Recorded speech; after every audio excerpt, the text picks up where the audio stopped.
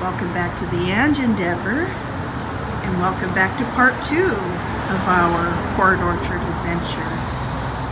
Now we're going to explore some more of the cool strip here. Wow, look at this.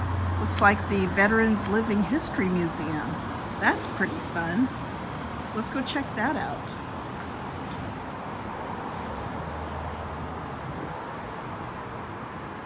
Wow.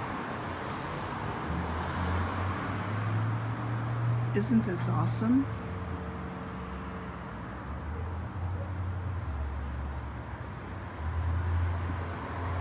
Very cool.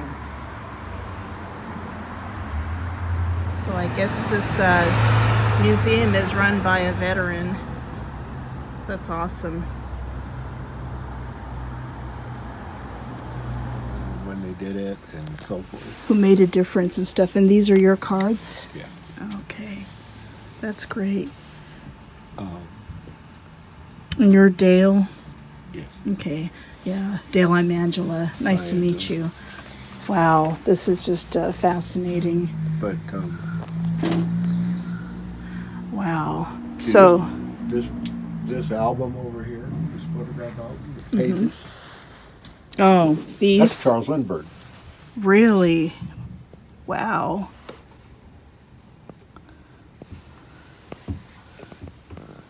Which is why you have the little plane. Well, that actually was Curtis's first aircraft that the Navy got interested in. Wow. So I bought that. I call it a sculpture. Yeah, the little sculpture of the. Wow. Yeah, but whoever did it did a beautiful job on it. Yeah. And that it kind of explains what it is. But this is also Lindbergh here. Wow. The captain of the Saratoga actually let him fly that plane off the deck. Wow. But this was an all chief petty officer pilot squadron. Really? Wow. Now, when you were serving, what branch of the military were you in? Coast Guard. Coast Guard. Wow. And then one of the questions I ask, especially the young people, is who flew the first plane across the Atlantic? Yeah. Do you know who that? You know who flew the first plane across the Atlantic? Oh, it was Lindbergh, right? Nope. Who?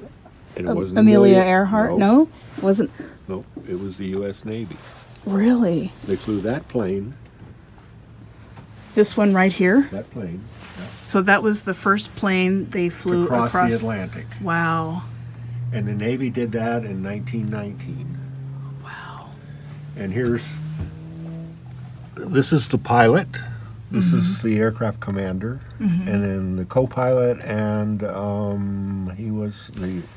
Wow. There's 4 of the 6 crewmen. Autographs are right there. Wow. But the other historical part is that this is the pilot, Elmer Stone. Elmer Stone was the first Coast Guard aviator. Elmer Stone. Wow. And he was chosen to be the pilot of this aircraft. Wow. Do you know if the aircraft still exists? Do they have it someplace? Yeah, it belongs to the Smithsonian. It was restored, and it's on loan to the Navy, and it's in Pensacola right now. Oh, okay. But they totally restored it. Wow. I mean, that's fascinating that a plane like that crossed all the way over the Atlantic.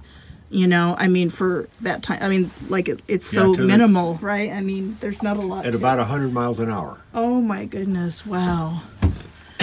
That's fascinating.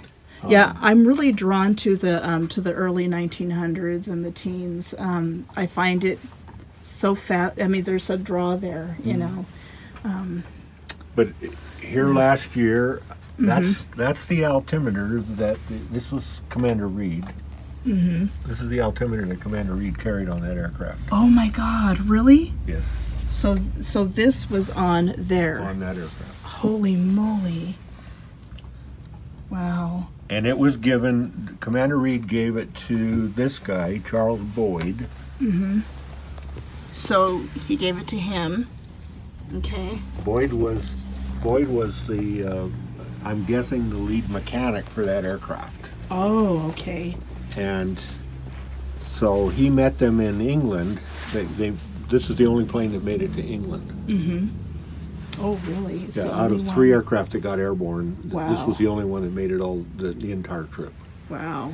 Anyway, he gave this to Boyd, and then Boyd wrote that on the inside of the lid. Wow. That's fascinating. And he also gave him that medal. So I see But that... the Smithsonian has part of this collection, Wow. and Boyd did the same thing with the stuff they have. Mm-hmm. He wrote the story on the... wow. Well, they have a protractor. Yeah. That Reed carried, and a long time ago the family gave that to the Smithsonian. Mm-hmm. But I think I got the best piece.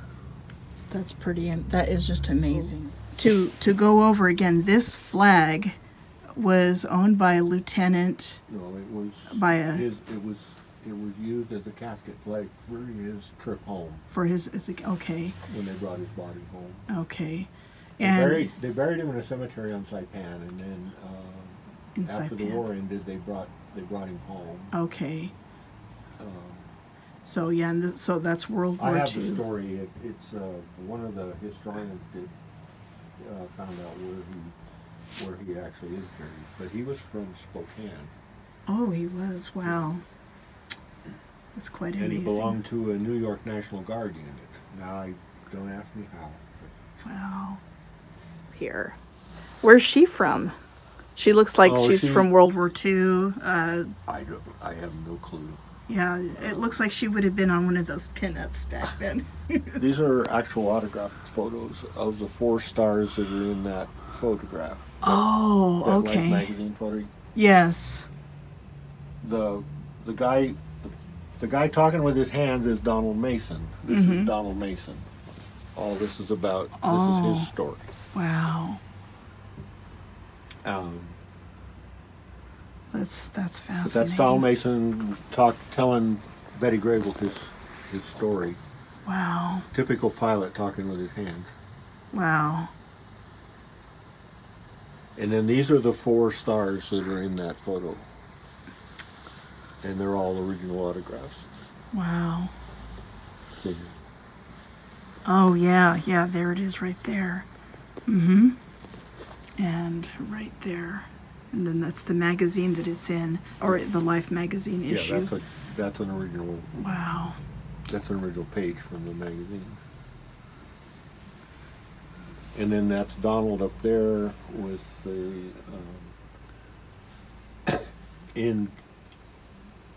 he was on a bond tour with these Allied heroes, and these are heroes from all countries, all Allied countries. Wow. And this was done in June of '42 that they met in Hollywood. Oh. And then each guy got to have dinner with a movie star. Oh. And I never did find out which star he actually had dinner with. Yeah. Oh, that's really quite amazing. But I just found on eBay, I just found an original press photograph. Really? Of Donald with shaking hands with President Roosevelt. Oh, wow. That's right. I love Roosevelt. But this stuff came from his granddaughter. Wow. From Donald's granddaughter. Yeah, I love President Roosevelt. This is Donald's story here. Oh, that's his story. Yeah. Wow. Oh, that's cool. Behind that case.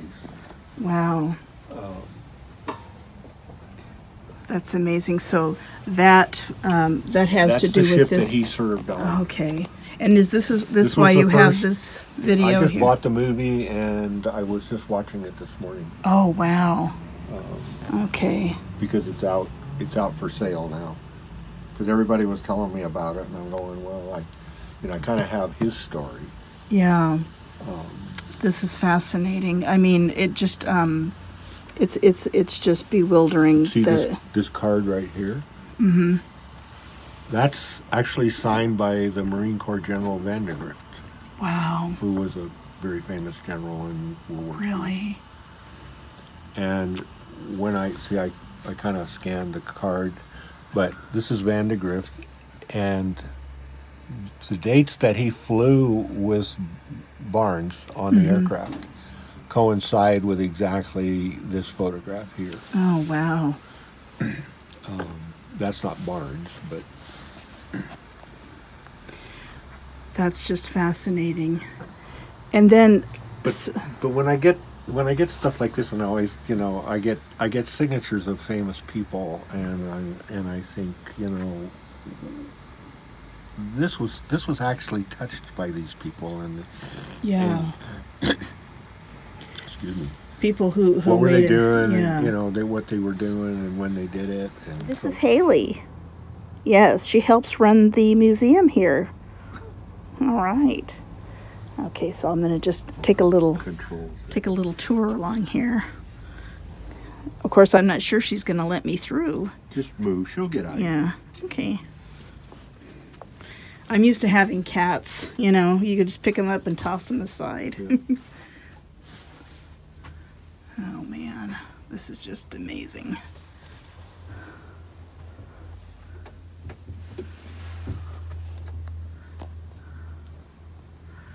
What an amazing way to honor our servicemen and women.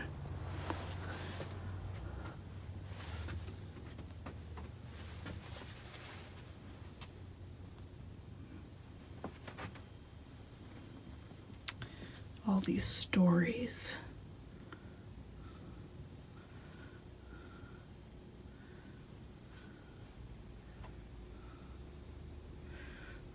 It's a very humbling experience.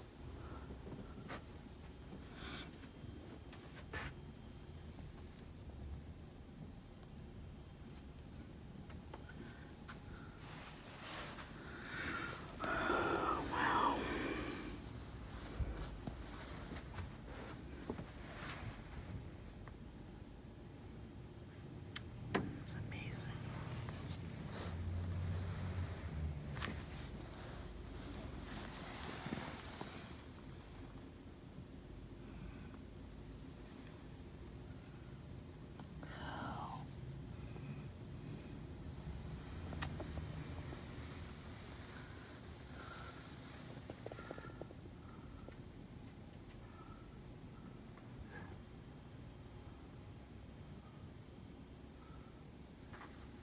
That's his wash bucket. It's just behind the frame there.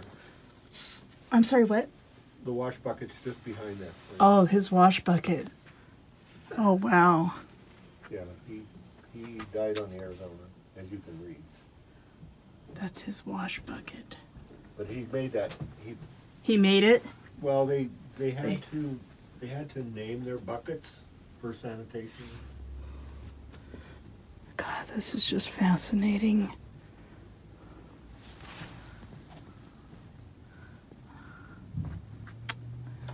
This is the aviator here.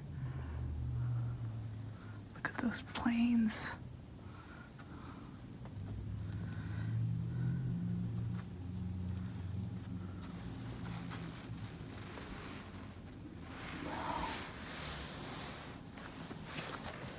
Just want to pay tribute to some of these guys here.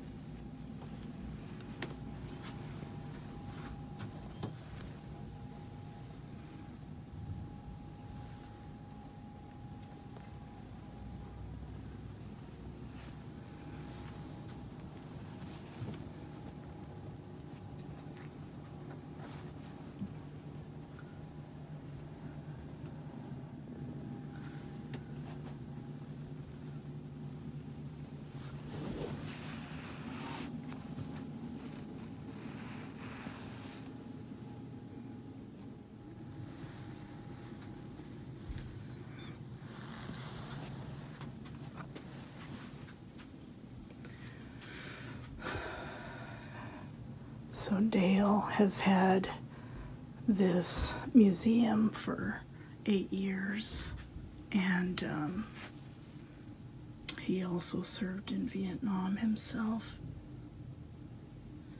And many of these artifacts were donated by either family members or different sources who had these collections. And it just goes on and on. Wow. This is thoroughly impressive.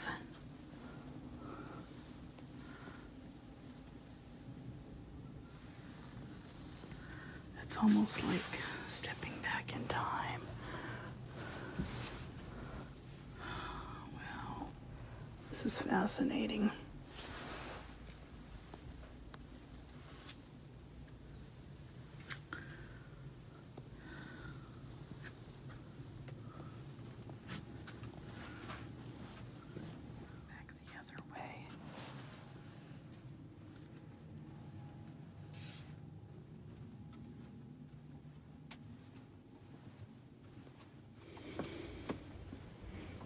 Wow. Well, thank you so much for sharing this. Really appreciate it and your time. That's what I'm here for. Yeah.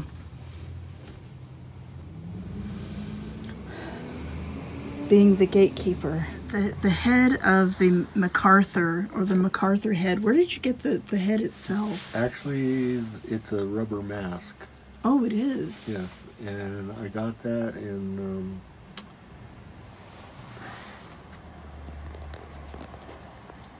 Eastern Europe. Oh, really? Yeah, a guy makes them. Wow. And I thought it looked enough like MacArthur that I would go with it. Yeah, yeah. I mean, you can definitely tell. But I put it on a styrofoam head. Oh, okay. And then you said the aviator glasses are original to the time period. Yeah. And then the hat. Yeah, they're actually, the paper's dated to 1942. Oh, okay.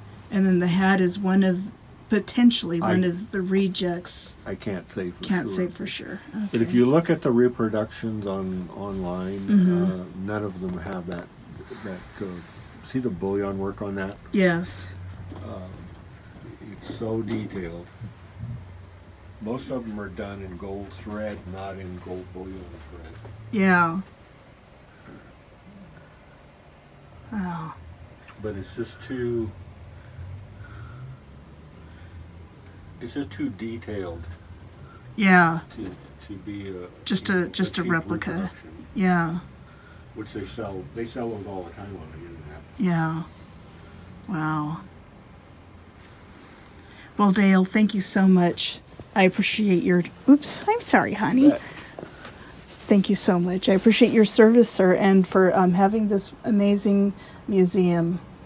So, well, thank you. Thank you. All right.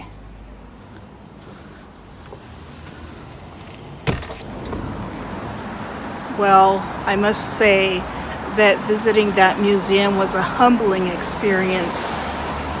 By Dale, who told the story of how he got the museum together, and all of the pieces that are in the museum. It's just astounding because these were real people's lives and what they put their lives on the line for. And we hear about it all the time. You know, it's like, you know, honor the troops, you know, honor your veterans. And now I really got a deep understanding in a way that I wouldn't have otherwise.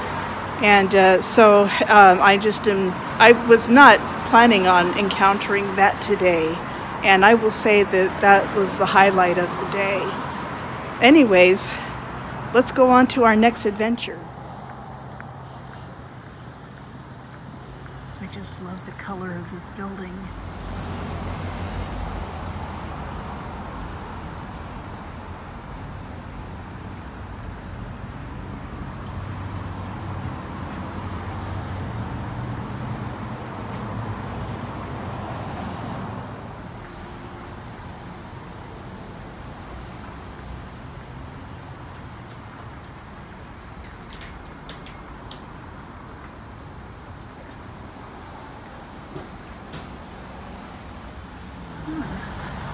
Looks like a music store where they sell instruments. Ooh, cool. Wow. Now this building that has the cafe here, someone had told me the other day that this used to be an old Ford dealership, and they used to sell like the Model Ts and the Model As. I think that's fascinating. Okay, so we just walked down this side of the street. Now we're going to go down the other side of the street.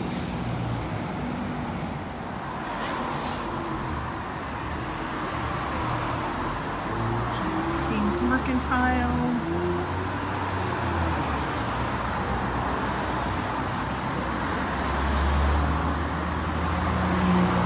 Let's go into the Port Orchard Public Market here. See if we can find something to eat.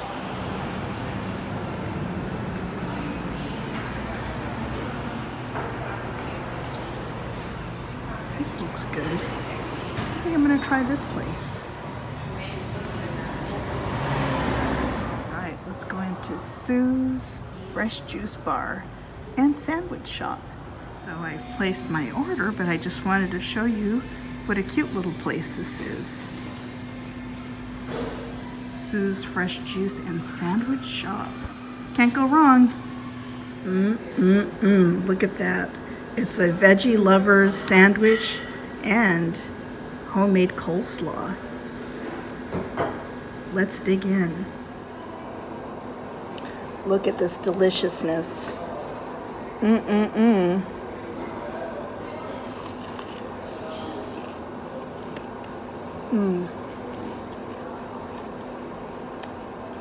Two thumbs up. Fantastic. That was fantastic. So if you're ever downtown in Port Orchard, Sue's Fresh Juice Bar and Sandwich Shop at 715 Bay Street, right behind me. All right. Well, that's it from me here in downtown Port Orchard. I hope you enjoyed this vlog as much as I did. And I know I'll be seeing you again soon. Have a fantastic rest of your day. See you later.